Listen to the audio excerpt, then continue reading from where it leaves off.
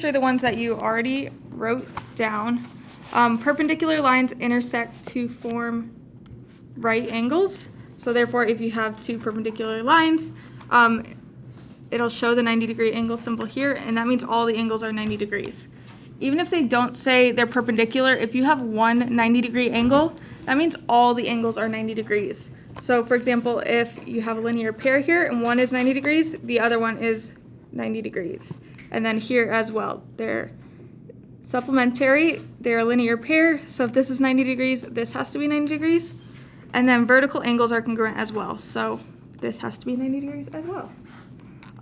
All right angles are congruent, that's kind of a given, and perpendicular lines form congruent and adjacent angles. Congruent means the same measure, and adjacent means right next to each other.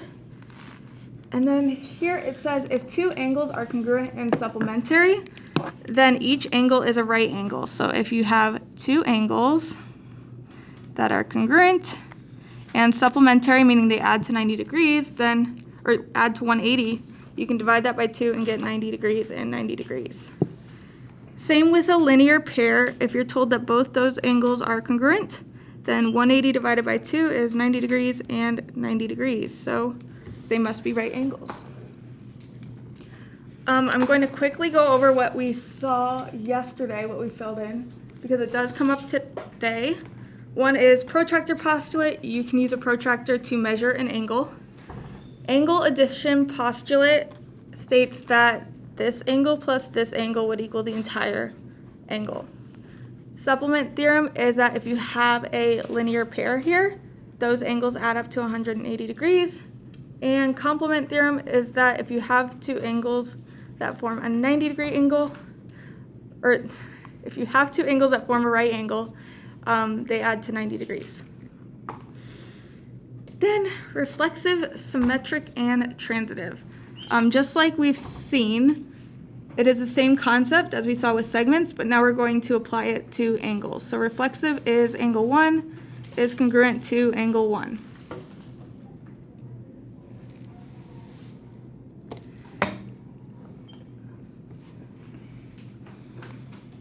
Symmetric,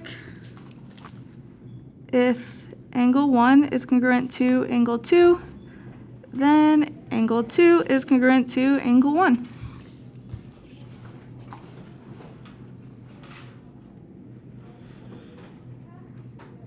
And transitive, if angle 1 is congruent to angle 2, and angle 2 is congruent to angle 3, then angle 1 must be congruent to angle 3.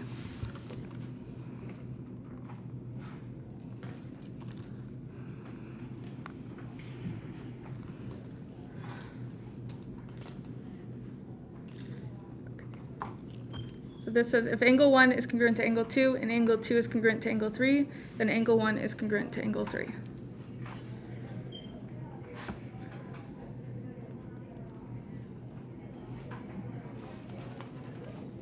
Okay, now congruence complement theorem is a new idea.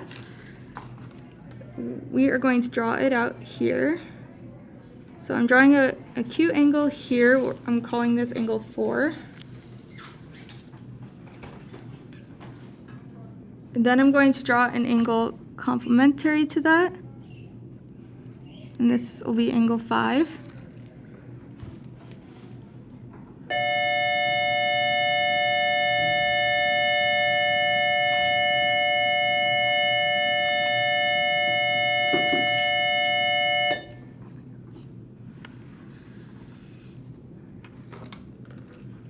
So if angle 4 plus angle 5 equals 90 degrees, and I'm going to draw another angle here. I'm going to draw an angle complementary to angle 5.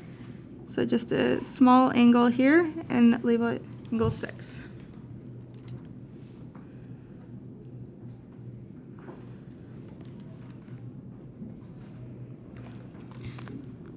And angle 5 plus angle 6 equals 90 degrees.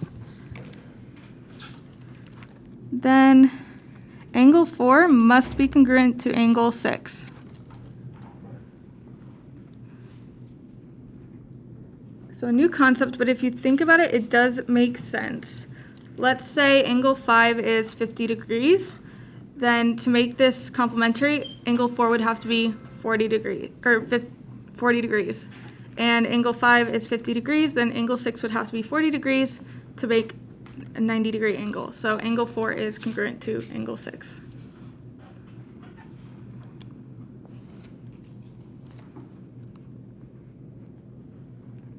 And congruence supplement theorem is the same idea, but with supplementary angles. So I'm going to draw more of an obtuse angle here. Call this angle 1. And then the best I can, draw an angle supplementary to that, angle 2. So if angle 1 plus angle 2 equals 180,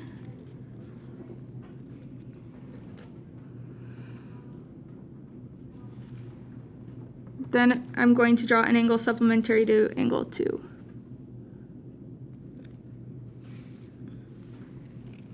And angle 2 plus angle 3 equals 180 degrees. Then measure of angle 1 must equal measure of angle 3.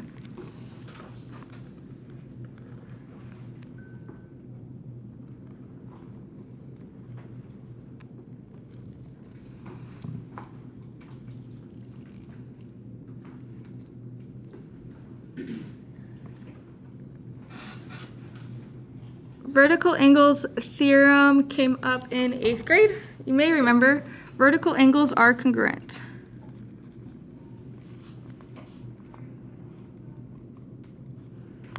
I'm going to draw them here. So vertical angles occur when you have two intersecting lines.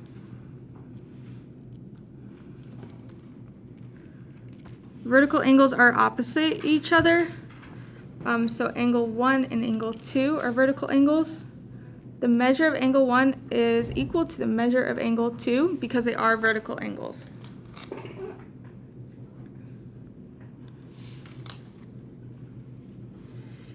And then you may notice that there's another set of vertical angles here.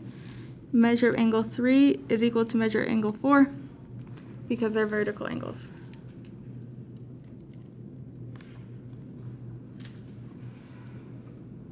Okay, so now we're going to transition over to the workbook so we can practice applying this.